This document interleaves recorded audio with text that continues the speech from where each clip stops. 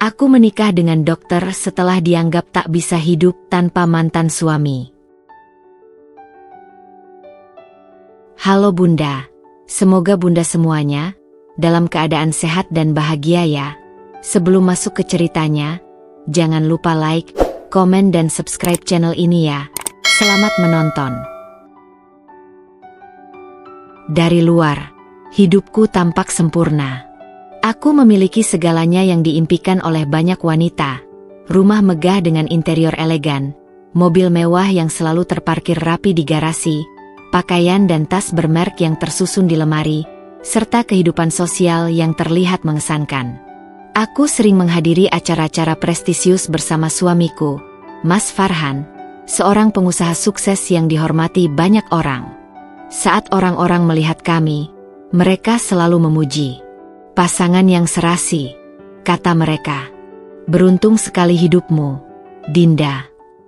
Tapi apa yang mereka lihat hanyalah bagian luar dari kehidupanku. Mereka tidak tahu apa yang terjadi saat aku pulang ke rumah, saat lampu-lampu pesta telah padam, dan saat hanya ada aku dan keheningan yang semakin menyiksa. Di dalam rumah megah itu, aku merasa seperti tamu di hidupku sendiri. Mas Farhan, yang dulu begitu manis dan perhatian, kini berubah menjadi pria yang dingin dan acuh tak acuh. Senyum hangat yang dulu membuatku jatuh cinta kini jarang kutemui, digantikan oleh ekspresi datar dan tatapan yang kosong.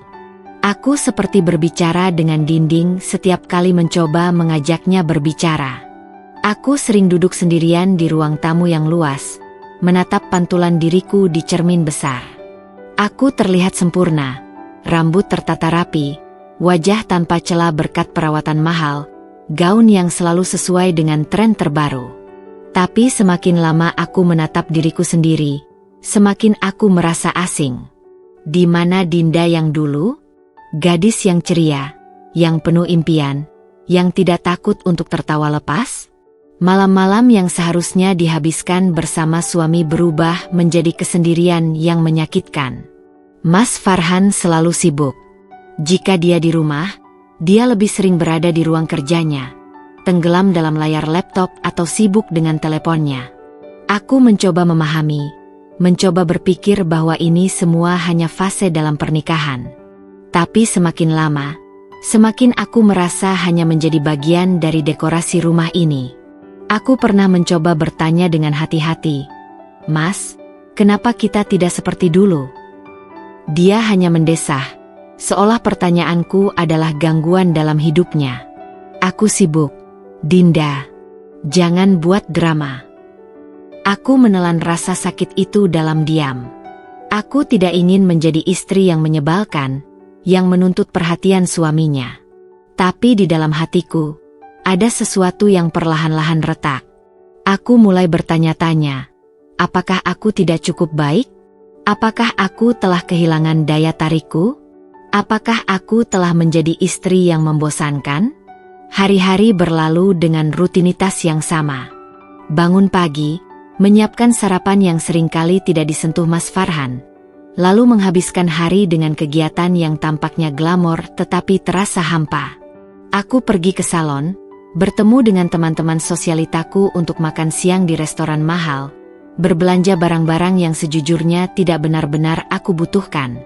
Aku tersenyum, tertawa, ikut dalam percakapan seolah-olah hidupku bahagia. Tapi di dalam hati, aku merasa kosong. Setiap malam sebelum tidur, aku berbaring di ranjang yang luas, menatap langit-langit dengan pikiran yang berkecamuk. Aku berusaha meyakinkan diriku bahwa semua ini hanyalah fase, bahwa semua pernikahan pasti mengalami masa-masa sulit. Tapi semakin lama, aku semakin sadar bahwa aku tidak lagi mengenali pernikahanku sendiri. Aku mencoba mengingat kapan terakhir kali Mas Farhan memelukku dengan tulus, kapan terakhir kali dia menatapku dengan cinta di matanya, kapan terakhir kali dia mengucapkan, "Aku mencintaimu," tanpa terdengar seperti sebuah kewajiban. Dan saat aku menyadari bahwa aku tidak bisa mengingatnya, dadaku terasa sesak. Hidupku tampak sempurna dari luar, tetapi di dalamnya, aku hanyalah seorang wanita yang perlahan-lahan kehilangan dirinya sendiri. Aku tidak ingin menyerah begitu saja. Aku yakin, di suatu tempat dalam hati Mas Farhan, masih ada cinta yang dulu membuat kami bersatu. Aku yakin ini hanya kesibukan kerja yang membuatnya berubah, bahwa dia lelah dan butuh dukungan dariku. Jadi, aku mulai berusaha lebih keras untuk menarik perhatiannya. Aku bangun lebih pagi dari biasanya, menyiapkan sarapan dengan penuh perhatian. Aku mencari tahu makanan favoritnya yang dulu sering dia puji, berharap aroma masakan hangat bisa membangkitkan kembali kenangan manis di antara kami. Aku bahkan belajar memasak sendiri, sesuatu yang jarang kulakukan sejak menikah karena kami selalu punya koki di rumah. Tapi pagi itu, aku berdiri di dapur dengan celemek terikat di pinggang, berusaha menciptakan sesuatu yang bisa membuatnya tersenyum.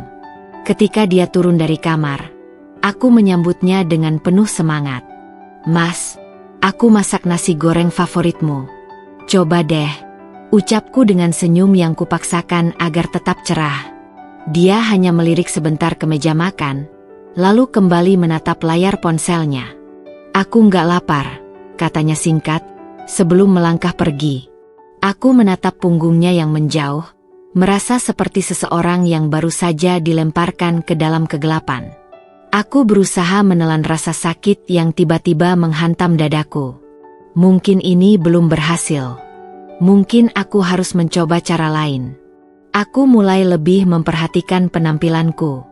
Bukan berarti aku sebelumnya tidak merawat diri, tapi kali ini aku melakukannya dengan lebih sungguh-sungguh. Aku pergi ke salon lebih sering, melakukan perawatan wajah dan tubuh yang lebih intens. Aku membeli gaun-gaun yang lebih elegan, memastikan setiap kali dia pulang ke rumah, dia melihatku dalam keadaan terbaikku. Aku berharap dia akan memperhatikanku, bahwa dia akan mengingat betapa dia dulu selalu memujiku saat aku berdandan cantik untuknya. Namun, lagi-lagi, semua itu sia-sia. Dia bahkan tidak melirikku. Aku bisa berjalan melewatinya dengan gaun baru yang kupilih dengan hati-hati, tapi dia tetap tenggelam dalam layar ponselnya. Aku bisa memakai parfum yang dulu menjadi favoritnya, tapi dia bahkan tidak menyadarinya. Aku bisa duduk di hadapannya, mencoba memulai obrolan ringan tentang apa saja, tapi dia hanya menjawab dengan gumaman singkat atau sekadar anggukan sebelum kembali sibuk dengan pikirannya sendiri. Aku tidak menyerah. Aku mencoba mendekatinya dengan cara lain. Aku mengajaknya makan malam di luar, berharap suasana yang lebih santai bisa membuatnya lebih terbuka. "Mas, kita makan malam di restoran tempat kita pertama kali kencan. Yuk?" tanyaku dengan hati-hati. Dia menatapku sekilas sebelum kembali mengetik sesuatu di ponselnya. "Nggak bisa, ada kerjaan." Setiap kali aku berusaha, aku hanya dihadapkan pada dinding yang semakin tebal dan dingin. Aku mulai bertanya-tanya, apakah aku benar-benar gagal sebagai istri? Apakah ada sesuatu yang salah denganku? Apakah aku sudah kehilangan daya tarikku? Aku mulai menyesali semua waktu yang kuhabiskan untuk berusaha. Seolah-olah aku ini seorang wanita putus asa yang memohon sedikit perhatian dari suaminya sendiri. Malam-malamku dihabiskan dengan memikirkan berbagai kemungkinan. Apakah dia hanya sibuk? Apakah dia mulai bosan denganku? Atau lebih buruk lagi, apakah ada orang lain? Aku berusaha menepis pikiran itu, karena aku tidak siap menghadapi kenyataan yang lebih menyakitkan. Tapi semakin aku mencoba mengabaikan, semakin rasa curiga itu tumbuh. Aku duduk sendirian di balkon kamar kami, menatap langit malam yang penuh bintang. Dulu, kami sering duduk bersama di sini, berbicara tentang impian, rencana masa depan, hal-hal kecil yang membuat kami tertawa.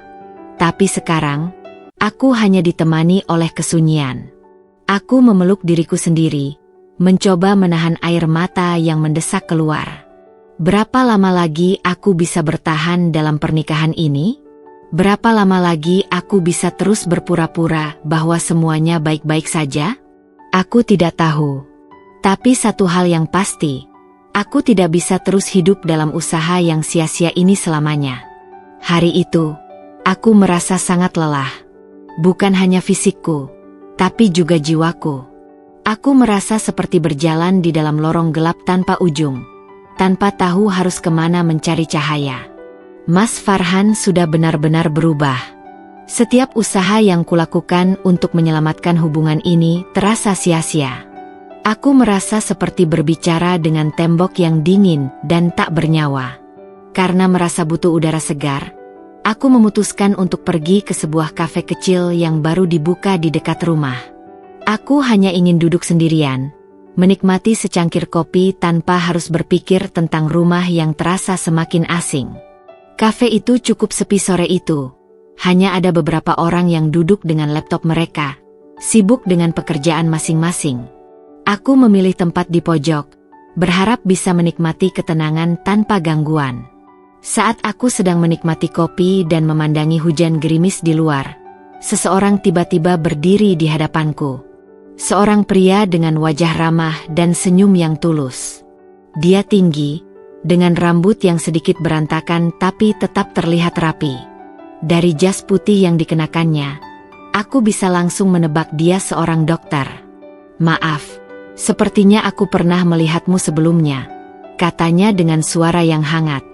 Aku mengerutkan kening, berusaha mengingat apakah aku pernah bertemu dengannya. Tapi wajahnya terasa asing. "Benarkah? Di mana?" tanyaku, mencoba bersikap sopan meskipun aku tidak dalam mood untuk berbincang dengan orang asing. Dia tersenyum. "Aku dokter di rumah sakit tempat ayahmu dulu dirawat."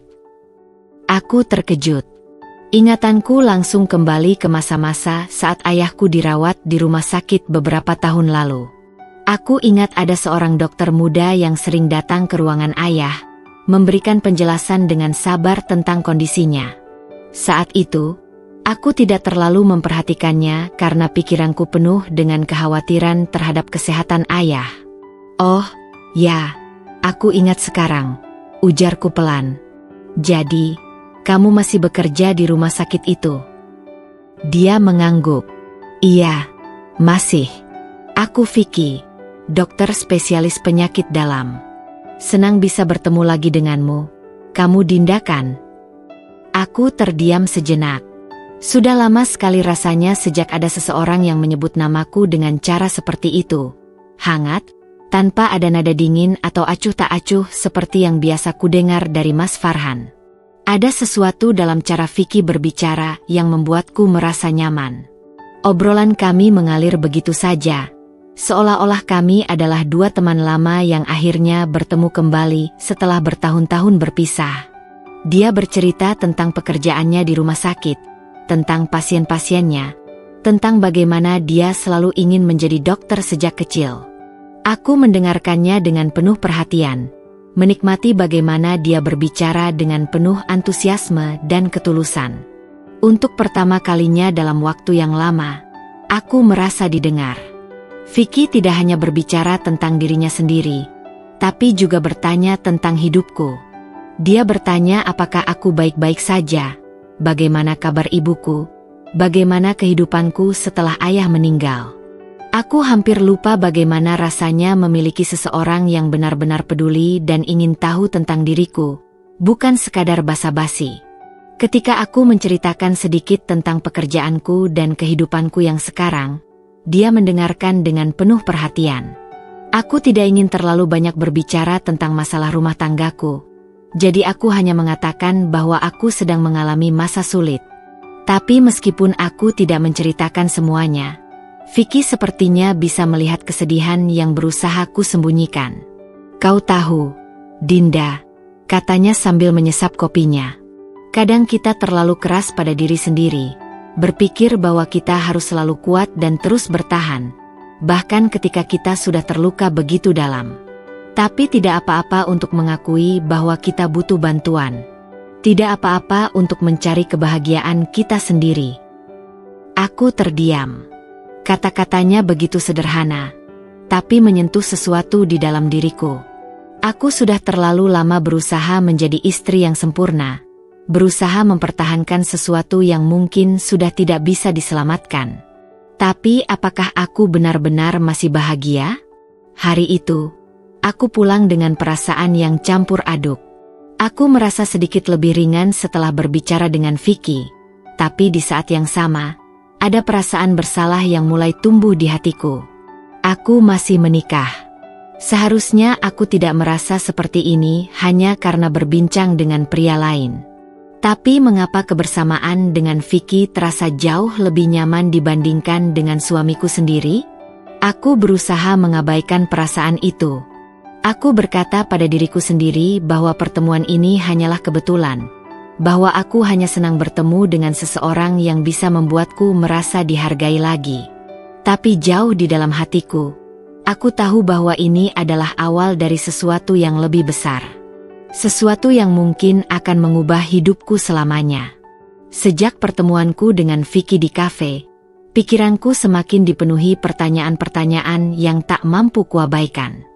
Aku tidak ingin mengkhianati pernikahanku, tapi aku juga tidak bisa menutupi kenyataan bahwa kehadiran Vicky memberiku rasa nyaman yang sudah lama tidak kurasakan.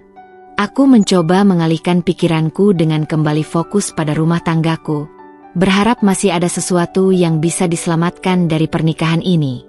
Namun, semakin aku berusaha, semakin aku merasa seperti menggenggam pasir. Semakin erat aku menggenggam, semakin ia jatuh dari sela-sela jariku. Mas Farhan semakin jarang pulang tepat waktu. Jika dulu dia masih berusaha memberikan alasan, kini dia bahkan tidak repot-repot mencari pembenaran. Meeting, katanya singkat suatu malam ketika aku bertanya kenapa dia pulang larut. Aku melihat jam dinding. Pukul 11 malam. Mataku meneliti wajahnya, mencari tanda-tanda kelelahan yang biasanya dimiliki orang yang benar-benar sibuk bekerja. Namun, wajahnya tampak segar, tidak menunjukkan tanda-tanda kepenatan setelah seharian bekerja. Aku mencoba menepis kecurigaanku. Mungkin memang ada pekerjaan yang harus diselesaikan. Mungkin aku hanya terlalu sensitif. Tapi perasaan gelisah itu terus menghantuiku. Aku mulai memperhatikan hal-hal kecil yang sebelumnya tidak terlalu kupedulikan.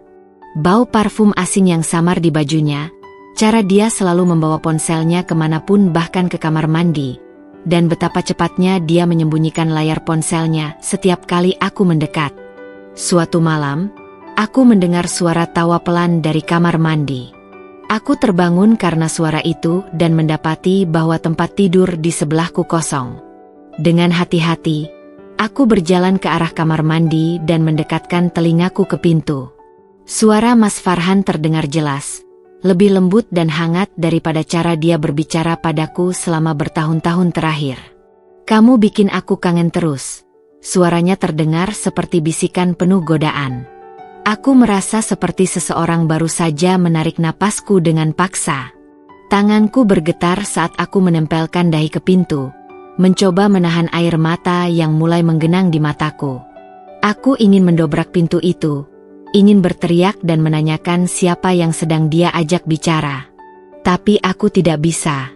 Aku terlalu takut menghadapi kenyataan yang sudah lama kurasakan, tapi selalu kuingkari. Saat dia keluar dari kamar mandi, dia tampak terkejut melihatku berdiri di tengah kamar dengan mata memerah. "Kamu belum tidur?" tanyanya. Suaranya terdengar biasa saja, seolah-olah tidak ada yang terjadi. Aku ingin bertanya, ingin mendesaknya untuk mengakui apa yang baru saja kudengar. Tapi yang keluar dari mulutku hanyalah, "Kenapa kamu sering pulang terlambat?" Dia menghela napas, tampak kesal. "Dinda, aku capek. Aku bekerja untuk kita, untuk rumah tangga ini. Bisa tidak, sekali saja, kau tidak bersikap mencurigakan seperti ini?" Aku terdiam. Bagaimana bisa dia membalikkan keadaan, seolah-olah aku yang berbuat salah? Aku tidak ingin bertengkar, tapi aku juga tidak ingin terus dibohongi. Aku hanya ingin tahu, "Mas, aku istrimu. Bukankah aku berhak tahu apa yang terjadi dalam hidupmu?" Dia tertawa sinis. "Hidupku bukan cuma tentang kamu, Dinda. Aku punya urusan lain juga." Jawabannya menusukku lebih dalam daripada yang kuduga. Aku tahu bahwa dia telah berubah, Tapi mendengarnya mengatakannya dengan begitu enteng membuatku sadar bahwa aku benar-benar kehilangan pria yang dulu kucintai. Malam itu, aku tidur membelakanginya, tapi mataku tetap terbuka. Aku tidak bisa membohongi diri sendiri lagi. Ada sesuatu yang disembunyikannya, dan aku harus mencari tahu kebenarannya, meskipun itu akan menghancurkan hatiku lebih dari yang sudah terjadi. Malam itu, setelah pertengkaran kecil kami, aku tidak bisa tidur. Kata-kata Mas Farhan terus berputar di kepalaku, menambah sesak yang sudah menghimpit dadaku sejak beberapa bulan terakhir. Aku berusaha mencari alasan untuk tetap percaya padanya, tetapi kenyataan semakin sulit untuk diabaikan. Aku membalikkan tubuhku, menatap sosoknya yang tertidur lelap di sampingku. Betapa mudahnya dia terlelap, seolah-olah tidak ada yang salah. Saat itulah mataku tertuju pada ponselnya yang tergeletak di atas nakas di samping tempat tidur. Biasanya, dia selalu membawanya kemana-mana, tetapi kali ini dia lupa. Jantungku berdegup kencang. Aku tahu ini salah. Aku tahu aku seharusnya tidak melanggar privasinya. Tapi di saat yang sama, aku juga tahu bahwa aku harus menemukan jawaban atas semua kecurigaanku. Tanganku gemetar saat aku meraih ponselnya. Layar terkunci, tapi entah bagaimana, jemariku secara otomatis mengetik tanggal lahirnya, dan layar pun terbuka. Jantungku berdetak semakin cepat saat aku menggulir daftar chat di aplikasi perpesanan. Aku mencari sesuatu yang mencurigakan, tetapi banyak pesan yang tampaknya telah dihapus. Itu saja sudah cukup mencurigakan. Kemudian, aku beralih ke galeri foto dan video. Aku tidak tahu apa yang kucari, tetapi firasatku mengatakan bahwa aku harus terus mencari. Aku menggulir layar ke bawah, membuka folder-folder tersembunyi yang tidak pernah kutahu ada di ponselnya. Dan di sanalah aku menemukannya. Sebuah video yang akan menghancurkan segala harapan terakhirku. Dengan napas tertahan, aku mengetuk layar untuk memutar video itu.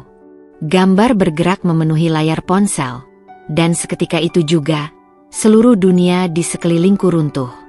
Di dalam video itu, Mas Farhan sedang duduk di sebuah restoran, tertawa lepas bersama seorang wanita. Wanita itu cantik, dengan rambut panjang yang tergerai sempurna dan senyum yang berseri-seri.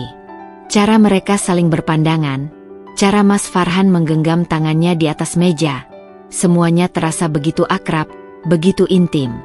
Hatiku mencelos saat melihatnya menyentuh pipi wanita itu dengan penuh kelembutan, sentuhan yang bahkan sudah lama tidak pernah lagi ia berikan kepadaku. Aku menelan ludah, berusaha meredam gejolak di dadaku. Namun, semakin aku menyaksikan video itu, semakin aku merasa hancur. Di bagian akhir video, Mas Farhan membungkuk mendekati wanita itu dan mengecup bibirnya. Aku terdiam.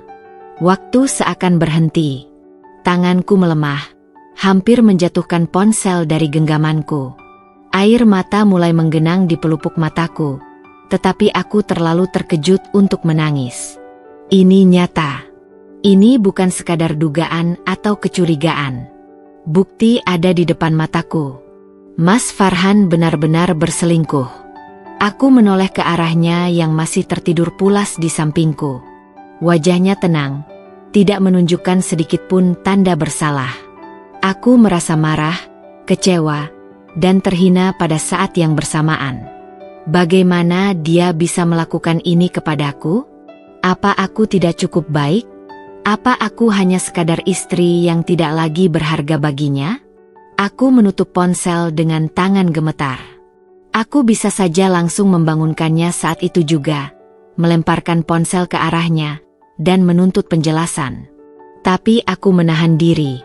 Aku butuh lebih dari sekadar emosi. Aku butuh bukti lebih kuat, bukti yang tak bisa dia sangkal atau putar balikan. Malam itu, aku tidak tidur. Aku hanya duduk di tepi tempat tidur, menatap kosong ke depan, bertanya-tanya bagaimana aku bisa sampai di titik ini. Aku mengira hidupku sempurna, bahwa pernikahan kami hanyalah mengalami pasang surut biasa. Tapi ternyata, Semua yang kupikirkan tentang pernikahan ini hanyalah kebohongan. Dan sekarang, aku harus memutuskan apa yang akan kulakukan selanjutnya. Pagi itu, udara di kamar terasa lebih dingin dari biasanya. Atau mungkin hanya perasaanku saja. Setelah semalaman tidak tidur, pikiranku penuh dengan berbagai kemungkinan. Aku memandangi ponsel Mas Farhan yang masih ada di tanganku. Video itu masih ada di layar, seolah-olah ingin mengejekku, mengingatkanku bahwa pernikahan ini sudah berantakan. Aku menatap sosok suamiku yang masih terlelap, wajahnya begitu damai, seakan-akan dia tidak punya dosa. Rasanya aku ingin membangunkannya saat itu juga, berteriak di wajahnya, menuntut penjelasan. Tapi aku tahu, ini bukan pertengkaran biasa. Ini bukan hanya soal salah paham atau miskomunikasi. Ini tentang pengkhianatan, tentang kepercayaan yang telah dia hancurkan tanpa sedikit pun rasa bersalah. Aku harus menghadapinya dengan kepala dingin. Esok harinya, setelah Mas Farhan berangkat kerja, aku duduk di kamar dengan tangan gemetar. Nafasku terasa berat, seolah ada beban besar yang menghimpit dadaku. Bertahun-tahun aku hidup di sana, membangun impian yang kini hancur berkeping-keping. Tapi aku tahu, aku harus pergi. Aku harus menyelamatkan diriku sendiri sebelum aku benar-benar tenggelam dalam luka yang diciptakan oleh pernikahan ini. Aku menatap layar ponsel, ada satu nama yang muncul di pikiranku. Vicky. Aku ragu sejenak sebelum akhirnya mengetik pesan. Aku butuh seseorang untuk bicara. Bisa bertemu. Hanya butuh beberapa detik sebelum pesan itu dibalas. Tentu. Di mana kau sekarang? Aku menyebutkan lokasi, dan dia langsung membalas bahwa dia akan segera datang. Aku tidak tahu mengapa aku memilihnya untuk menjadi tempatku bersandar. Mungkin karena selama ini dia adalah satu-satunya orang yang selalu mendengarkanku tanpa menghakimi. Atau mungkin, jauh di dalam hatiku, aku tahu bahwa aku bisa mempercayainya. Tak lama, Vicky tiba. Dia keluar dari mobilnya, berjalan cepat ke arahku dengan ekspresi penuh kekhawatiran. Tanpa berkata apa-apa, dia membuka pintu mobilku, lalu duduk di kursi penumpang. Dinda, kau baik-baik saja? Aku menatapnya sejenak sebelum akhirnya tak bisa lagi menahan air mataku.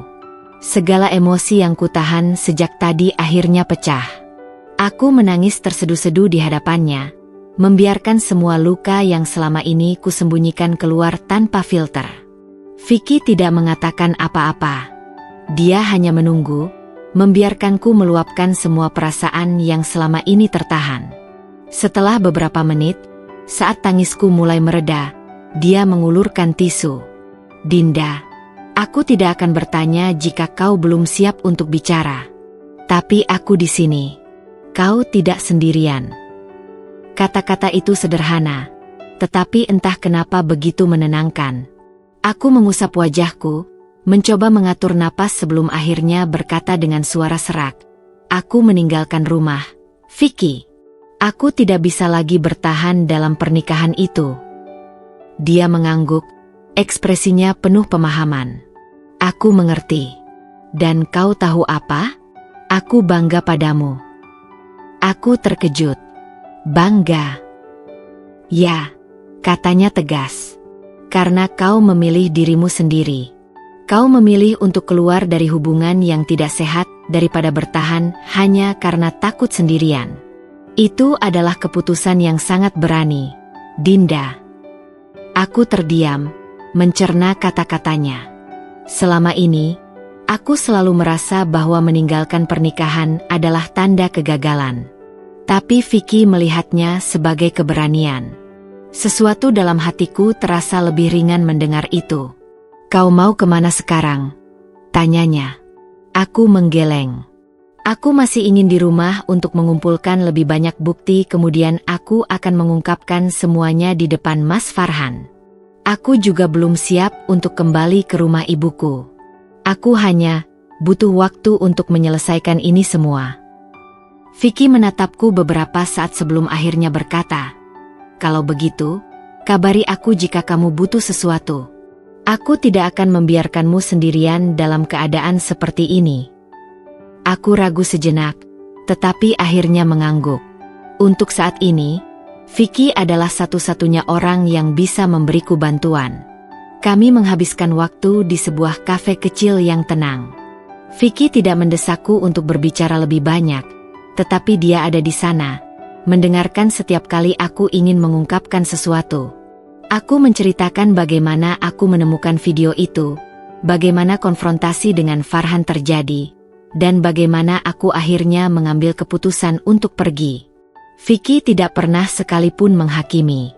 Dia tidak mengatakan bahwa aku bodoh karena bertahan selama ini, atau bahwa aku seharusnya sudah pergi sejak dulu.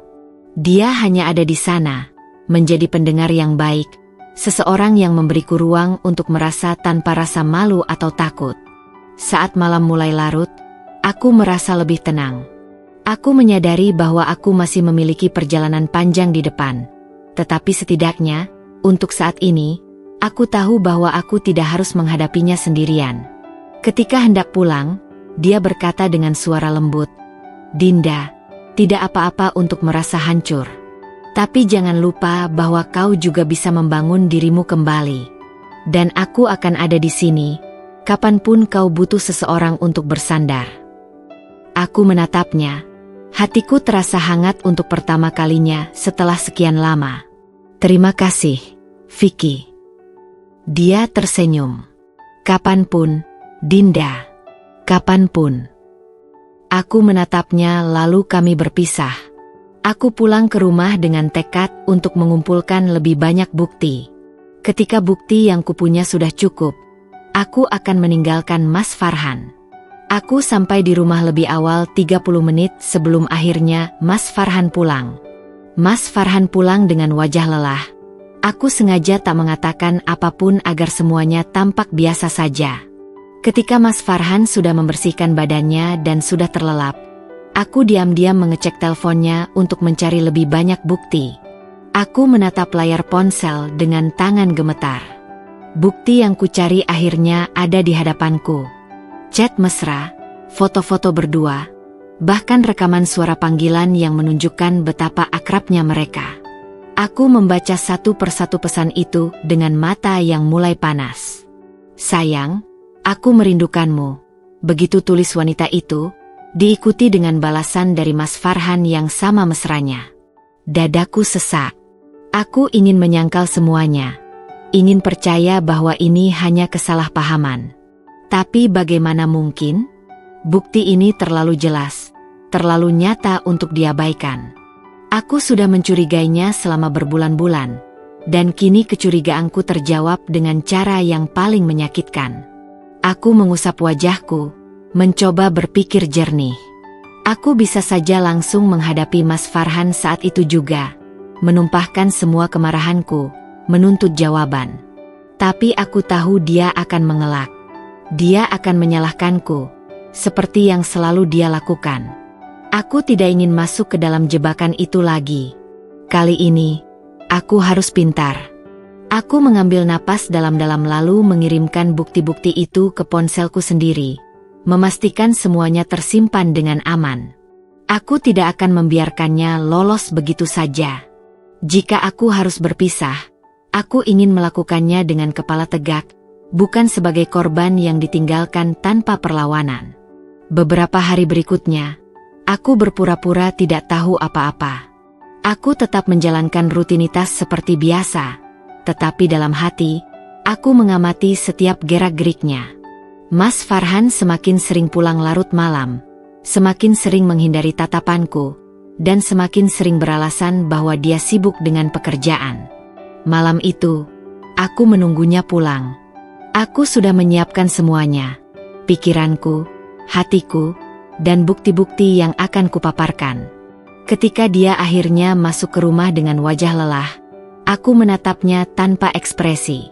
"Kita perlu bicara," kataku, suaraku datar. Dia menghela napas panjang, seolah sudah tahu apa yang akan terjadi.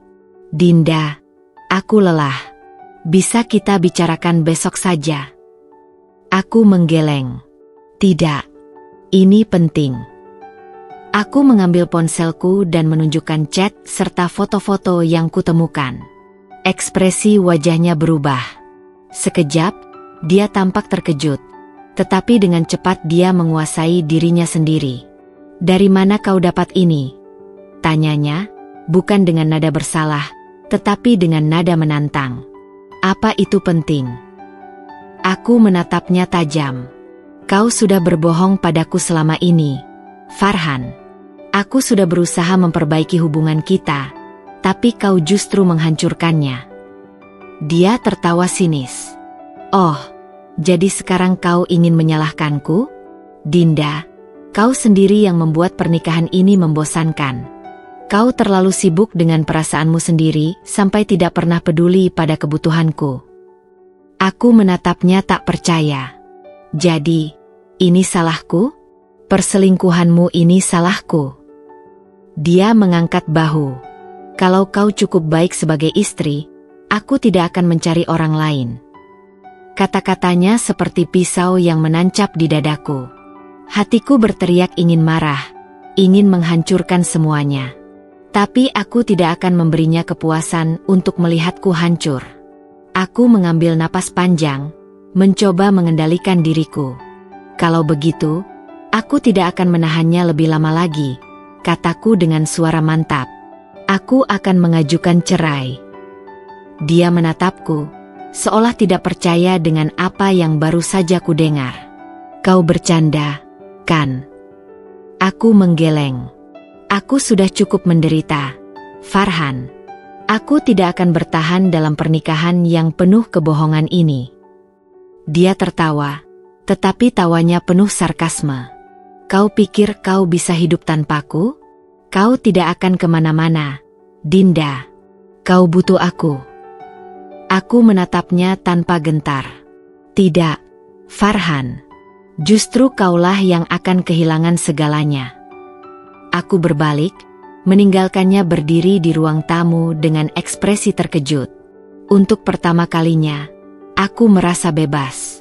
Aku tahu perjalananku masih panjang, tetapi aku sudah mengambil langkah pertama menuju kehidupan yang lebih baik. Setelah malam itu, aku tahu tidak ada lagi alasan untuk bertahan. Aku menghabiskan waktu berjam-jam di kamar, duduk di tepi ranjang dengan mata yang terasa berat karena kurang tidur. Aku sudah memikirkan semua kemungkinan, mencari-cari alasan untuk tetap bertahan, tetapi jawabannya selalu sama: aku harus pergi. Bukan karena aku takut menghadapi Mas Farhan, bukan karena aku ingin lari dari masalah, tetapi karena aku akhirnya menyadari bahwa bertahan dalam pernikahan ini hanya akan menghancurkanku lebih dalam. Aku telah memberikan segalanya, berusaha sekuat tenaga untuk mempertahankan sesuatu yang sudah lama mati. Tapi aku tidak bisa sendirian. Aku tidak bisa terus mencintai seseorang yang bahkan tidak peduli jika aku ada atau tidak. Aku menatap bayanganku di cermin. Mata yang dulu berbinar kini terlihat kosong. Wajahku yang dulu penuh senyuman kini dihiasi garis-garis kelelahan dan kekecewaan. Aku bahkan hampir tidak mengenali diriku sendiri. Di mana Dinda yang dulu, perempuan yang ceria, penuh impian, dan percaya bahwa pernikahan adalah tempat di mana cinta bisa tumbuh? Aku menghela napas panjang, lalu mengambil ponselku. Tanganku sedikit gemetar saat aku mencari kontak pengacara yang direkomendasikan oleh seorang teman lama. Aku tahu, ini akan menjadi proses yang panjang dan melelahkan, tapi aku juga tahu bahwa aku tidak bisa lagi hidup dalam kebohongan. Aku menekan tombol panggil, dan dalam hitungan detik, suara seorang pria menjawab dari seberang sana.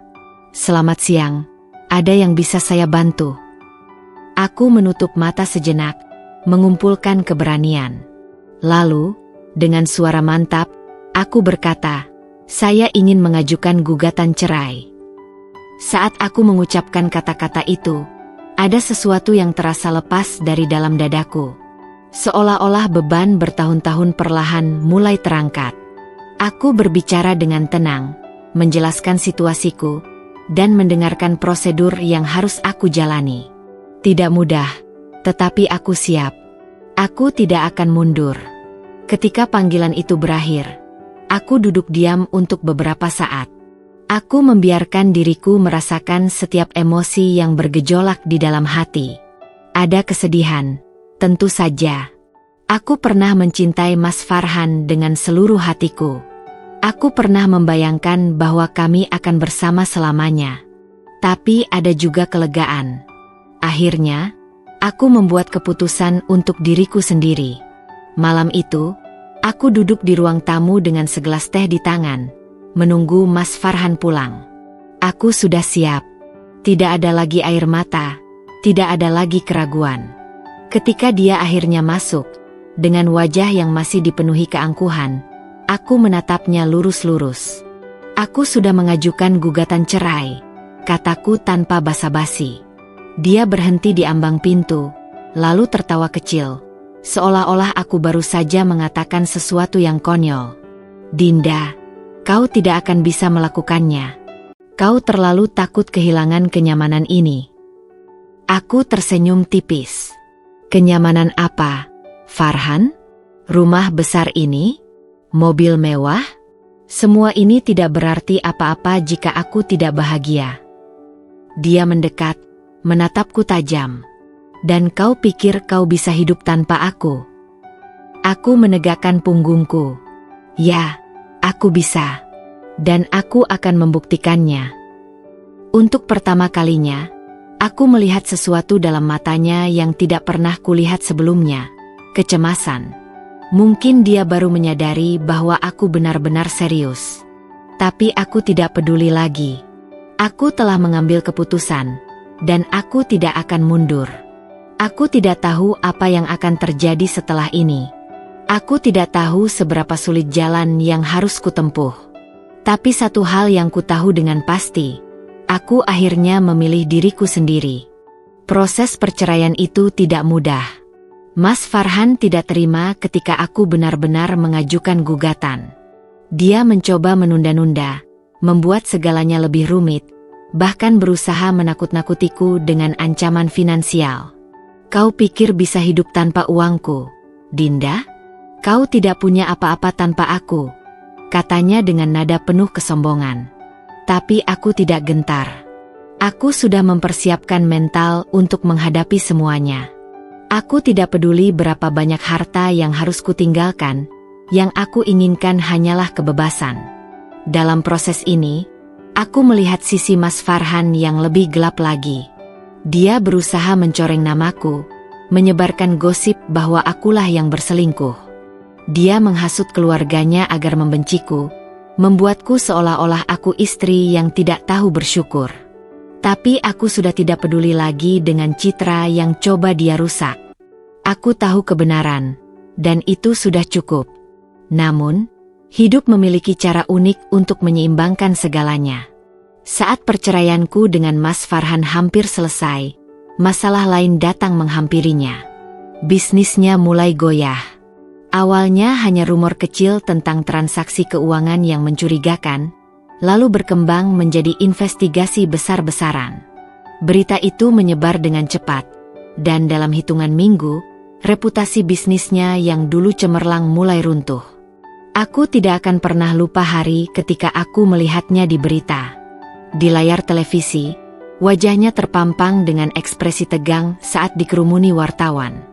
Pengusaha sukses Farhan Aditama tersandung kasus dugaan penggelapan dana, begitu bunyi salah satu headline. Aku menatap layar itu dengan perasaan campur aduk. Aku tidak merasakan kepuasan, tapi aku juga tidak merasa kasihan. Karma telah bekerja dengan sendirinya. Saat itu, aku menyadari satu hal. Aku tidak perlu membalas dendam. Hidup sudah melakukannya untukku. Dulu, Mas Farhan merasa bahwa dia berada di atas segalanya.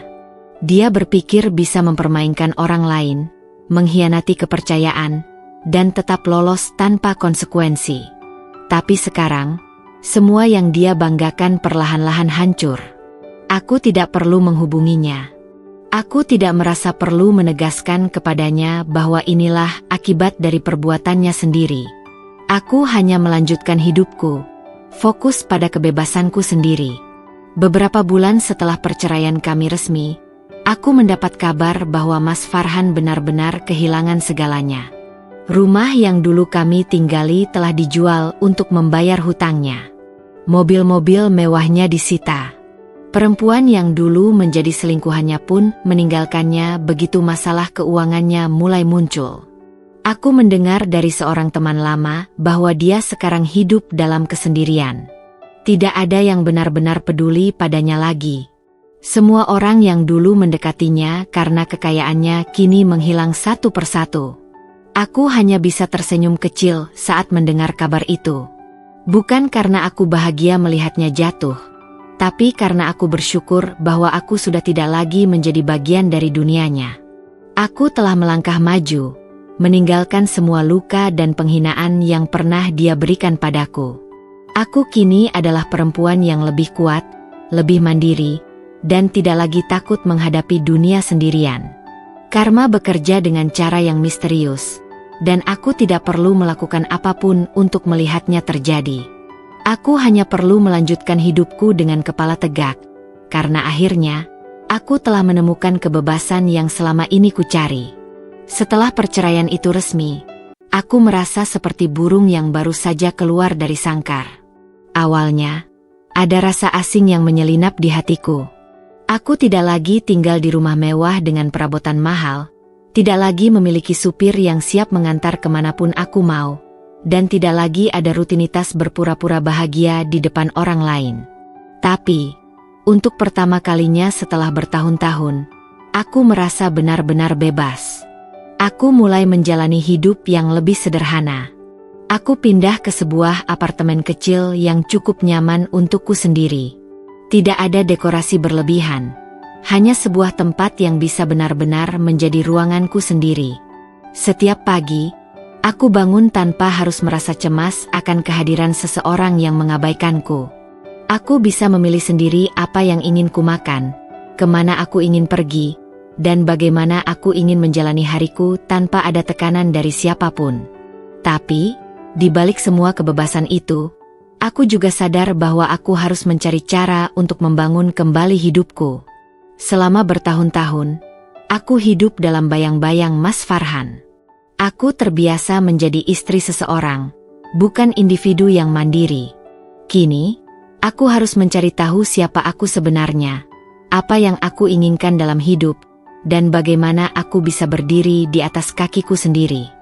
Langkah pertamaku adalah mulai belajar kembali. Aku mendaftarkan diri dalam beberapa kursus online, mulai dari bisnis kecil-kecilan, keuangan pribadi, hingga psikologi diri. Aku ingin memahami banyak hal yang dulu tidak pernah kupedulikan karena aku terlalu sibuk memenuhi ekspektasi orang lain. Aku ingin bisa mengelola hidupku sendiri, bukan hanya bergantung pada orang lain untuk mencukupi kebutuhanku. Selain itu, aku juga mulai mengeksplorasi hobi yang pernah kutinggalkan. Aku selalu menyukai menulis, tapi dulu aku tidak pernah punya waktu untuk itu. Kini, setiap malam, aku duduk di depan laptopku dan mulai menuangkan pikiranku dalam kata-kata. Aku menulis tentang perjalananku, tentang luka yang kuterima, dan tentang bagaimana aku mulai menemukan kebahagiaan di tempat yang tidak pernah kuduga. Dalam proses pencarian identitas baru ini, aku juga belajar untuk mencintai diriku sendiri. Dulu, aku selalu merasa bahwa aku harus menjadi cukup untuk dicintai oleh orang lain. Aku harus cukup cantik, cukup menarik, cukup patuh, cukup menyenangkan. Tapi sekarang, aku sadar bahwa aku tidak perlu menjadi cukup untuk siapapun selain diriku sendiri. Aku berharga karena aku adalah aku, bukan karena validasi dari orang lain. Salah satu momen yang benar-benar membuatku sadar akan perubahan dalam diriku adalah ketika aku pergi ke kafe seorang diri untuk pertama kalinya setelah perceraian. Dulu, aku tidak pernah bisa membayangkan makan sendirian di tempat umum tanpa merasa aneh. Tapi hari itu, aku duduk di sudut kafe dengan secangkir kopi dan sebuah buku di tanganku, menikmati waktu tanpa merasa perlu ditemani siapapun. Itu adalah kebahagiaan kecil, tapi bagiku, itu adalah kemenangan besar. Tentu saja, perjalanan ini tidak selalu mudah. Ada hari-hari di mana aku merasa takut akan masa depan. Ada saat-saat di mana aku meragukan keputusanku. Dan ada malam-malam di mana aku merasa sendirian. Tapi aku tahu bahwa aku sedang dalam proses. Aku sedang membangun kembali hidupku, selangkah demi selangkah, dengan kekuatan yang tidak pernah kusadari sebelumnya. Kini, aku tidak lagi melihat masa laluku sebagai kegagalan, tapi sebagai pelajaran. Aku tidak lagi merasa bahwa aku kehilangan sesuatu. Sebaliknya, aku justru mendapatkan kembali diriku yang dulu hilang. Aku sedang dalam perjalanan untuk menemukan versi terbaik dari diriku sendiri. Dan untuk pertama kalinya dalam waktu yang lama, aku merasa benar-benar hidup. Setelah semua yang terjadi dalam hidupku, aku tidak menyangka bahwa Vicky masih tetap ada di sisiku. Sejak awal, dia tidak pernah menuntut apapun dariku. Dia hanya menjadi pendengar yang baik, seseorang yang mengerti betapa rapuhnya hatiku setelah perceraian yang menyakitkan itu. Hubungan kami berkembang secara alami, tanpa paksaan, tanpa tekanan. Tapi meskipun begitu, aku tetap ragu. Aku tidak ingin terburu-buru masuk ke dalam hubungan baru, hanya karena aku merasa kesepian. Aku ingin memastikan bahwa aku benar-benar siap, bahwa aku mencintai Vicky bukan karena aku butuh pelarian, tapi karena aku memang menginginkannya dalam hidupku. Vicky memahami kegelisahanku. Dia tidak pernah memaksaku untuk segera memberikan jawaban tentang hubungan kami. Sebaliknya, dia memberiku ruang untuk menyembuhkan diri, untuk mengenali diriku sendiri sebelum aku bisa benar-benar membuka hati untuk orang lain. Dinda, aku tidak ingin menjadi seseorang yang hanya mengisi kekosongan di hatimu, katanya suatu malam ketika kami duduk bersama di sebuah kafe kecil. Aku ingin kau benar-benar siap. Aku ingin kau bahagia, dengan atau tanpa aku. Kata-katanya membuatku terdiam. Betapa berbedanya dia dari pria yang dulu pernah kucintai. Namun, meskipun aku mencoba untuk tetap berhati-hati, aku tidak bisa mengabaikan kenyataan bahwa kehadiran Vicky membawa kebahagiaan dalam hidupku. Dia selalu ada ketika aku butuh seseorang untuk berbagi cerita, selalu mendukung setiap langkah kecil yang kuambil dalam membangun hidup baru. Ketika aku memutuskan untuk mengambil kursus bisnis, dia adalah orang pertama yang menyemangatiku. Kau punya potensi besar, Dinda. Aku yakin kau bisa sukses, katanya dengan penuh keyakinan, seolah dia melihat sesuatu dalam diriku yang bahkan aku sendiri belum yakin ada. Tapi, tetap saja, aku merasa takut. Aku takut jika aku terlalu bergantung padanya. Jika aku mulai membangun kebahagiaanku di atas kehadirannya, aku akan terluka lagi. Aku tidak ingin mengulangi kesalahan yang sama seperti dulu, di mana aku memberikan seluruh hidupku kepada seseorang yang akhirnya mengabaikanku. Aku ingin belajar mencintai dengan cara yang sehat, tanpa kehilangan diriku sendiri dalam prosesnya. Salah satu hal yang membuatku semakin yakin bahwa Vicky berbeda adalah bagaimana dia selalu mendorongku untuk berdiri di atas kakiku sendiri. Dia tidak pernah berusaha mengontrol hidupku atau membuatku merasa bahwa aku harus bergantung padanya. Dinda, kau tidak butuh aku untuk sukses, katanya suatu hari ketika aku ragu untuk memulai usahaku sendiri. Tapi aku akan ada di sini untuk mendukungmu jika kau membutuhkanku. Kata-katanya membuatku merasa dihargai, bukan sebagai seseorang yang lemah dan perlu diselamatkan, tapi sebagai individu yang kuat dan mampu. Namun, tentu saja, tidak semua berjalan mulus. Ada saat-saat di mana aku masih merasa ragu. Aku pernah menarik diri darinya, menghindari pesan-pesannya, dan mencoba menjaga jarak hanya karena aku takut merasa terlalu nyaman bersamanya. Aku takut jika aku terlalu dalam, aku akan terluka lagi. Tapi Vicky selalu sabar. Dia tidak pernah menekan, tidak pernah menuntut. Aku di sini, Dinda, katanya dalam salah satu pesan singkatnya. Tapi aku tidak akan memaksa. Aku ingin kau datang kepadaku karena kau benar-benar ingin, bukan karena kau merasa harus. Perlahan-lahan, Aku mulai memahami bahwa cinta sejati bukan tentang kepemilikan atau ketergantungan. Cinta sejati adalah tentang dua orang yang memilih satu sama lain setiap hari. Bukan karena mereka tidak bisa hidup sendiri, tapi karena mereka ingin berbagi hidup bersama. Aku menyadari bahwa kebahagiaan yang kurasakan bersama Vicky bukanlah sesuatu yang terjadi karena aku butuh seseorang untuk mengisi kekosongan dalam hidupku, tapi karena dia benar-benar membuatku merasa lebih utuh, tanpa pernah mengambil bagian dari diriku. Pada akhirnya, aku tahu bahwa aku harus menghadapi ketakutanku. Aku tidak bisa terus menghindari perasaan ini hanya karena trauma masa lalu. Aku harus berani mencintai lagi. Bukan karena aku takut sendirian, tapi karena aku tahu bahwa aku berhak mendapatkan kebahagiaan yang sejati. Aku tidak tahu bagaimana masa depan akan berjalan, tapi untuk pertama kalinya, aku siap untuk mengambil risiko. Aku siap untuk membuka hatiku lagi, kali ini dengan cara yang lebih sehat, lebih kuat, dan lebih penuh kesadaran. Malam itu, aku duduk sendirian di balkon apartemen kecilku, menatap langit yang penuh bintang. Dulu, aku selalu berpikir bahwa kebahagiaan bergantung pada orang lain, pada bagaimana suami memperlakukanku, pada bagaimana orang lain melihatku. Tapi setelah semua yang kulalui, aku mulai memahami sesuatu yang lebih dalam. Kebahagiaan sejati datang dari dalam diri sendiri. Aku menghela napas panjang, mencoba menyerap kenyataan itu sepenuhnya.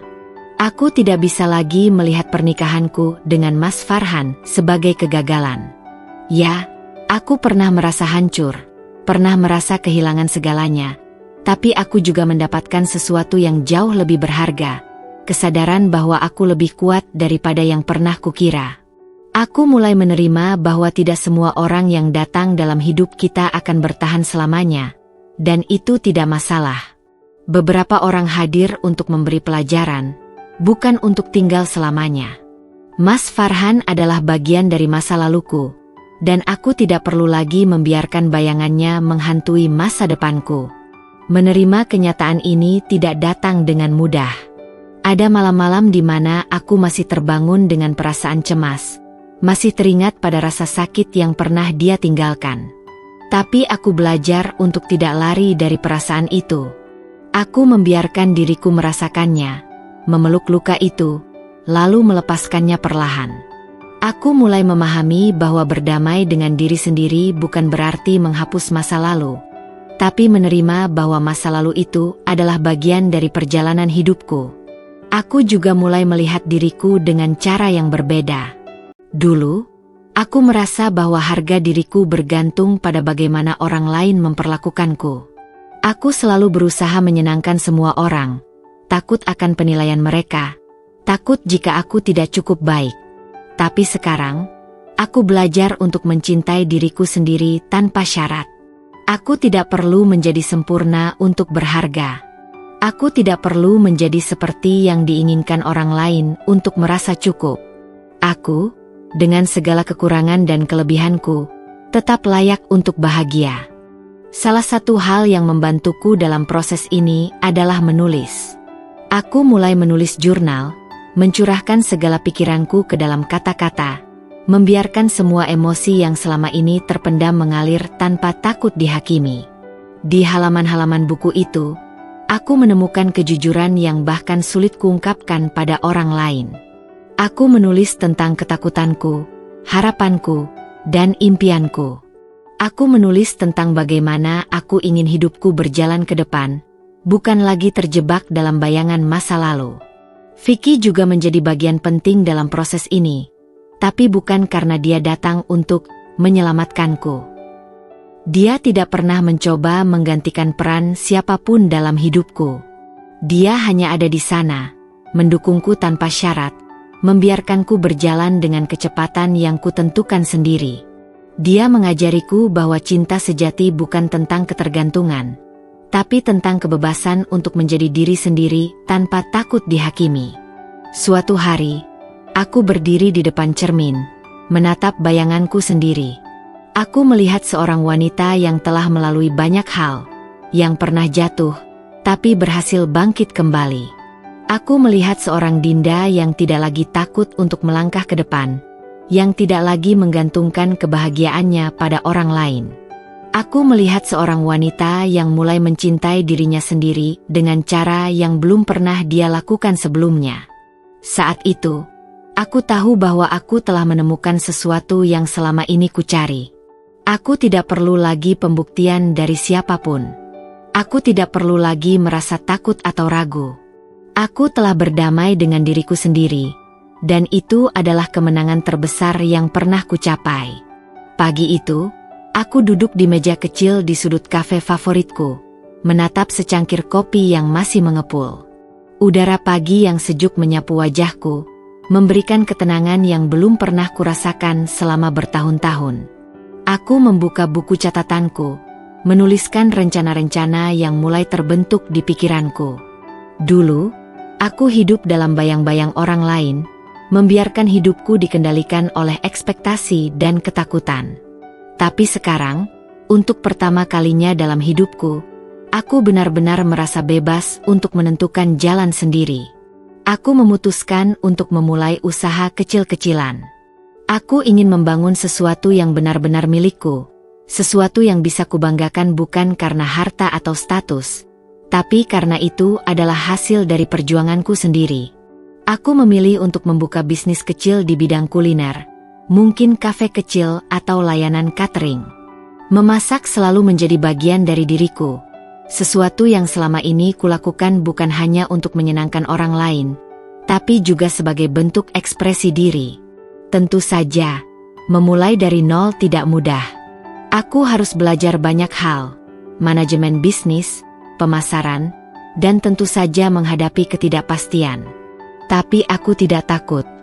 Aku tahu kali ini aku melakukan sesuatu bukan untuk membuktikan diri pada siapapun, melainkan karena aku benar-benar ingin melakukannya. Aku mulai mencari mentor, membaca buku bisnis, dan berdiskusi dengan orang-orang yang telah lebih dulu terjun di bidang ini. Setiap langkah kecil yang kuambil memberiku kepercayaan diri yang semakin besar. Vicky, yang kini menjadi seseorang yang sangat berarti dalam hidupku, selalu mendukungku tanpa mendominasi. Dia tidak pernah mencoba mengambil kendali atas impianku, tidak pernah mencoba menyelamatkanku dengan cara yang klise. Sebaliknya, dia percaya bahwa aku mampu berdiri sendiri, dan justru itulah yang membuatku semakin yakin bahwa aku berada di jalur yang benar. Aku ingin melihatmu berkembang, bukan hanya bertahan, katanya suatu hari. Kata-katanya menancap dalam benakku, menjadi pengingat bahwa aku berhak untuk lebih dari sekadar baik-baik saja. Aku mulai menjelajahi dunia dengan cara yang baru. Aku pergi ke tempat-tempat yang belum pernah kukunjungi, mencoba hal-hal yang dulu tidak pernah terpikirkan. Aku menghadiri seminar, mengikuti kelas memasak profesional, dan bahkan mulai menulis di blog pribadiku tentang perjalananku menemukan diri sendiri. Tanpa kusadari, banyak wanita lain yang mulai menghubungiku, berbagi cerita mereka tentang bagaimana mereka juga pernah terjebak dalam kehidupan yang membuat mereka kehilangan jati diri. Salah satu momen yang paling membekas adalah ketika aku menerima pesan dari seorang wanita yang berkata, "Kisahmu membuatku sadar bahwa aku juga berhak untuk bahagia. Terima kasih karena telah berbagi." Saat itu, aku benar-benar merasa bahwa semua luka yang pernah kualami, semua perjuangan yang telah kulewati, tidaklah sia-sia. Aku tidak hanya menyelamatkan diriku sendiri, tapi juga memberi inspirasi bagi orang lain untuk bangkit. Hari-hari berlalu dengan penuh harapan. Aku menyadari bahwa kebahagiaan bukanlah sesuatu yang datang dalam sekejap atau diberikan oleh orang lain. Kebahagiaan adalah sesuatu yang harus kita bangun sendiri, sedikit demi sedikit, dengan keberanian dan ketekunan. Aku tidak lagi merasa terjebak dalam masa lalu, tidak lagi dihantui oleh rasa sakit yang dulu begitu mendalam. Kini, aku berdiri di depan sebuah pintu yang baru, penuh dengan kemungkinan yang tak terbatas. Aku tidak tahu persis apa yang menanti di depan sana, tapi satu hal yang pasti, aku siap untuk menghadapinya. Aku bukan lagi Dinda yang takut melangkah, yang selalu merasa tidak cukup baik. Aku adalah Dinda yang baru, lebih kuat, lebih percaya diri, dan lebih siap untuk meraih kebahagiaan dengan tanganku sendiri. Matahari pagi menyelinap masuk melalui jendela ruang kerjaku, menciptakan cahaya hangat yang menenangkan. Aku duduk di meja kecilku, menatap secangkir teh yang masih mengepul sambil membuka laptop. Dulu, rutinitasku hanyalah bangun pagi dengan hati yang kosong, menjalani hari dengan perasaan terjebak, lalu tidur dengan kebingungan yang sama. Tapi kini, setiap pagi terasa seperti awal baru, bukan lagi sekadar bertahan, melainkan menikmati hidup dengan cara yang benar-benar kuinginkan. Bisnisku perlahan berkembang. Awalnya, aku hanya melayani pesanan catering dalam skala kecil untuk teman dan kenalan. Namun, semakin hari, semakin banyak orang yang tertarik dengan masakanku. Aku belajar bagaimana mengelola pesanan, memahami preferensi pelanggan, dan bahkan merancang menu spesial yang unik. Setiap prosesnya membuatku merasa lebih hidup, seakan-akan aku akhirnya menemukan panggilanku. Aku tidak lagi bekerja untuk menyenangkan orang lain atau memenuhi ekspektasi siapapun. Kali ini, aku bekerja untuk diriku sendiri. Vicky masih ada di sampingku, bukan sebagai penyelamat, tetapi sebagai seseorang yang percaya pada potensiku.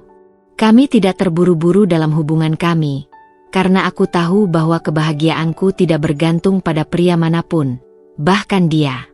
Aku ingin memastikan bahwa aku mencintainya bukan karena aku membutuhkan seseorang untuk mengisi kekosongan dalam hidupku, tetapi karena aku benar-benar ingin berbagi kebahagiaan dengannya. Kami belajar untuk saling mendukung tanpa saling membebani, dan hubungan kami tumbuh dengan cara yang sehat. Suatu hari, saat aku duduk di kafe kecilku, yang kini sudah resmi berdiri, seorang wanita parubaya mendatangiku. Wajahnya tampak lelah. Matanya menyiratkan banyak cerita yang belum terucap. Dengan suara pelan, dia berkata, "Aku membaca tulisan-tulisanmu tentang perjalanan hidupmu, dan aku merasa seperti melihat diriku sendiri di masa lalu. Aku ingin berubah, tapi aku tidak tahu harus mulai dari mana."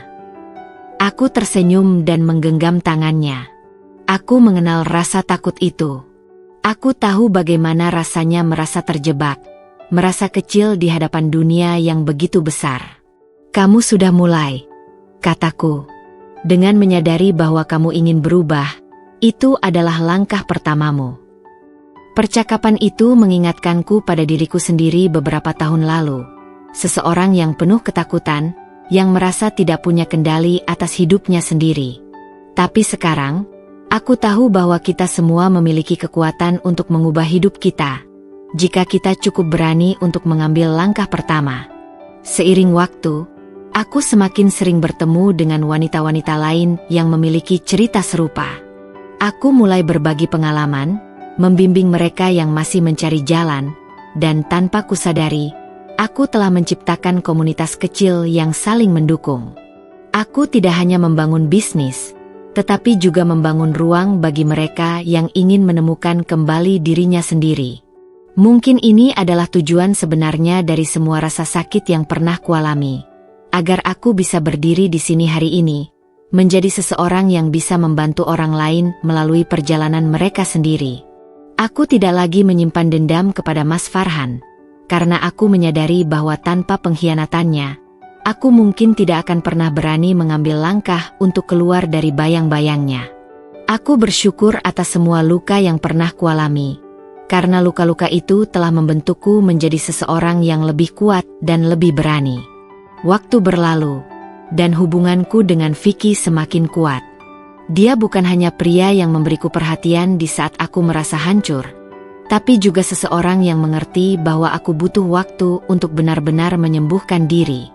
Kami tidak terburu-buru dalam hubungan ini, karena aku tahu bahwa kebahagiaan tidak bisa dibangun di atas ketergantungan. Aku ingin mencintainya bukan karena aku butuh seseorang untuk menyelamatkanku, tetapi karena aku benar-benar menginginkannya dalam hidupku. Vicky selalu ada di sisiku, bukan untuk memaksaku membuat keputusan cepat, tetapi untuk mendukung setiap langkah yang kuambil. Dia hadir saat aku sibuk mengembangkan bisnisku, mendengar setiap keluh kesahku, dan selalu mengingatkanku bahwa aku mampu menghadapi apapun. Kami sering menghabiskan waktu bersama, tetapi tidak dalam hubungan yang penuh tuntutan. Kami memberi ruang satu sama lain untuk tetap menjadi diri sendiri, dan justru itulah yang membuat semuanya terasa alami dan indah. Suatu hari, saat aku menutup kafe lebih awal, Vicky mengajakku pergi ke tempat yang sedikit jauh dari kota, ke sebuah bukit yang menghadap ke perkampungan kecil. Dari atas sana, lampu-lampu rumah terlihat seperti bintang kecil yang bertebaran di malam hari. Kami duduk berdampingan di dalam mobilnya, menikmati keheningan yang nyaman di antara kami. "Dinda," katanya pelan, sambil menatapku dengan mata yang penuh ketulusan. "Aku tidak ingin terburu-buru. Aku tidak ingin membuatmu merasa terpaksa. Tapi aku ingin kau tahu bahwa aku serius dengan hubungan kita. Aku ingin membangun masa depan bersamamu, tapi hanya jika kau juga menginginkannya." Aku terdiam sejenak, menatapnya dengan hati yang hangat. Selama ini, aku tahu Vicky mencintaiku. Tapi yang membuatnya istimewa adalah dia tidak pernah menekan atau membuatku merasa harus segera mengambil keputusan. Aku menghela napas, lalu tersenyum padanya. "Vicky," kataku, menggenggam tangannya. "Aku butuh waktu untuk menemukan kembali diriku, dan kau memberiku ruang itu. Aku ingin kau tahu bahwa aku pun serius dengan hubungan ini. Aku ingin kita melangkah bersama, bukan karena aku butuh seseorang untuk mengisi hidupku, tapi karena aku ingin menjalani hidup ini denganmu." Matanya berbinar. Malam itu, aku tahu bahwa aku telah menemukan seseorang yang tidak hanya mencintaiku, tetapi juga menghormatiku sebagai individu yang mandiri. Itu adalah cinta yang selama ini ku cari. Cinta yang memberi kebebasan, bukan membelenggu. Beberapa bulan setelah percakapan kami di bukit itu, Vicky mengajakku makan malam di sebuah restoran kecil yang nyaman. Aku tidak menaruh curiga apapun, karena ini bukan hal yang aneh bagi kami. Kami sering pergi makan bersama untuk sekadar mengobrol dan menikmati waktu berdua. Namun, saat makanan disajikan, aku melihat sesuatu yang tidak biasa. Di atas piringku, terdapat sebuah cincin yang diletakkan dengan hati-hati di antara hidangan favoritku. Aku menatapnya, lalu mengangkat wajah ke arah Vicky yang tersenyum lembut. "Aku ingin melakukan ini dengan cara yang sederhana, karena kau bukan wanita yang butuh kemewahan untuk merasa istimewa," katanya pelan. "Dinda, maukah kau menikah denganku?" Hatiku berdebar, bukan karena terkejut, tetapi karena aku tahu ini adalah jawaban yang selama ini sudah ada dalam hatiku. Aku tersenyum dan mengangguk pelan. "Ya, Vicky, aku mau." Dia tersenyum lebar, lalu menyematkan cincin itu di jariku. Tidak ada pesta besar, tidak ada kemewahan berlebihan, hanya kami berdua, dengan cinta yang tulus dan keyakinan bahwa kami ingin menjalani hidup bersama. Pernikahanku dengan Vicky jauh dari kesan glamor, tapi aku tidak peduli. Aku telah mengalami kehidupan yang tampak mewah namun kosong, dan aku tidak ingin mengulanginya. Aku hanya ingin pernikahan yang sederhana, penuh makna, dan dikelilingi oleh orang-orang yang benar-benar peduli padaku. Kami mengadakan acara kecil di taman belakang kafe yang kini telah menjadi bagian dari kehidupanku. Hanya keluarga, sahabat, dan beberapa orang terdekat yang hadir. Aku mengenakan gaun sederhana berwarna putih gading, sementara Vicky tampil dengan setelan abu-abu yang membuatnya terlihat begitu tampan dan hangat. Saat kami saling mengucapkan janji pernikahan, aku merasa seperti telah menemukan rumahku, bukan dalam bentuk bangunan mewah, tetapi dalam hati seseorang yang benar-benar menerimaku apa adanya. Vicky menggenggam tanganku erat, dan aku tahu bahwa perjalanan kami tidak akan selalu mudah, tapi aku siap menghadapinya bersamanya. Setelah acara usai, aku duduk di sudut taman, mengamati orang-orang yang tertawa dan berbincang dengan penuh kebahagiaan. Aku melihat ke arah ibuku yang kini lebih sehat dan tersenyum bangga padaku. Aku melihat sahabat-sahabatku yang mendukungku sejak awal. Dan aku melihat Vicky, Pria yang telah bersabar menungguku menemukan jalanku sendiri sebelum akhirnya bersedia berjalan bersamaku. Aku menghela napas lega. Aku telah melalui begitu banyak hal. Patah hati, pengkhianatan, pencarian jati diri. Dan kini, aku akhirnya sampai di titik di mana aku merasa utuh. Pernikahan ini bukan akhir dari perjalanan, tetapi awal dari babak baru dalam hidupku. Babak di mana aku tidak hanya menjadi istri seseorang, tetapi tetap menjadi Dinda yang mandiri, kuat, dan bahagia dengan pilihannya sendiri. Malam itu, saat aku berdansa perlahan dengan Vicky di bawah lampu-lampu kecil yang berkelap-kelip, aku berbisik padanya, "Aku siap menjalani kehidupan ini bersamamu." Dia tersenyum, mengecup keningku dengan lembut, dan berbisik kembali, "Dan aku siap mencintaimu, setiap hari, dalam keadaan apapun." Aku tahu bahwa hidup ini masih akan menghadirkan banyak tantangan. Tapi untuk pertama kalinya dalam hidupku, aku tidak takut lagi. Aku tahu bahwa aku telah menemukan cinta yang sesungguhnya. Cinta yang tidak hanya ada dalam kebahagiaan, tetapi juga dalam perjuangan dan ketulusan. Dan itu, bagiku, adalah kebahagiaan yang sejati. Aku tidak pernah mengira akan bertemu lagi dengan Mas Farhan setelah semua yang terjadi. Aku pikir dia sudah benar-benar lenyap dari hidupku, seperti bayangan masa lalu yang perlahan memudar seiring berjalannya waktu. Namun, kehidupan selalu punya cara untuk mempertemukan kita kembali dengan sesuatu yang telah kita tinggalkan. Entah untuk menuntaskan cerita yang belum selesai atau sekadar memberi kita kesempatan melihat betapa jauh kita telah melangkah. Hari itu, aku sedang duduk di kafe kecilku, menikmati sore yang tenang dengan secangkir teh hangat. Namun, ketenangan itu tiba-tiba terganggu saat seorang pelayan mendekatiku dengan ragu. "Mbak Dinda," katanya pelan, "ada seseorang yang ingin bertemu dengan Mbak." Aku mengangkat wajah, sedikit heran. "Siapa?" Pelayan itu tampak ragu sejenak sebelum akhirnya berkata, "Mantan suami Mbak," katanya. Jantungku berdebar. Nama itu sudah lama tidak lagi ada dalam kehidupanku. Dan kini, tiba-tiba saja dia muncul di hadapanku lagi. Aku menarik napas dalam, menimbang apakah aku ingin menemuinya atau tidak. Tapi pada akhirnya, aku mengangguk. Aku ingin tahu, apa yang dia inginkan setelah semua yang dia lakukan padaku. Ketika aku keluar dari ruang belakang kafe dan melangkah menuju meja tempatnya duduk, aku hampir tidak mengenal pria itu. Farhan yang dulu selalu tampil angkuh dan penuh percaya diri kini terlihat begitu berbeda. Wajahnya lebih tirus, matanya menyimpan kelelahan yang mendalam, dan pakaian yang dikenakannya tidak lagi seberkelas dulu.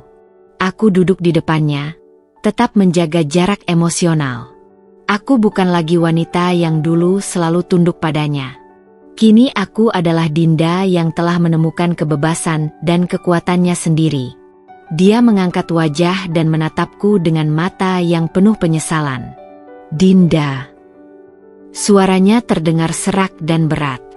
Aku tidak menjawab, hanya menunggu. Dia menghela napas panjang, seperti sedang mengumpulkan keberanian.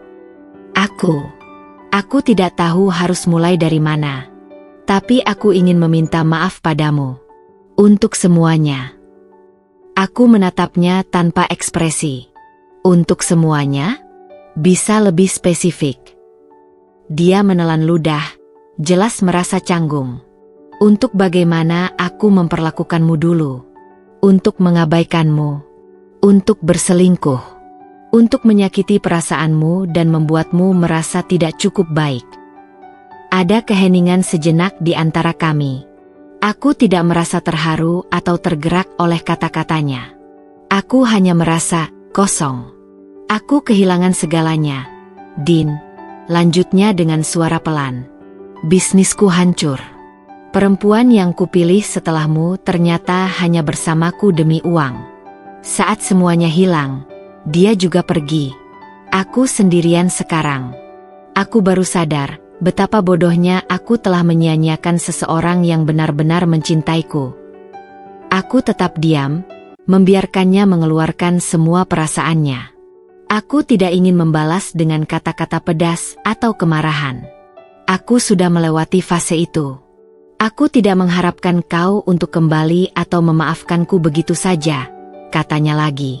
Aku hanya ingin kau tahu bahwa aku benar-benar menyesal.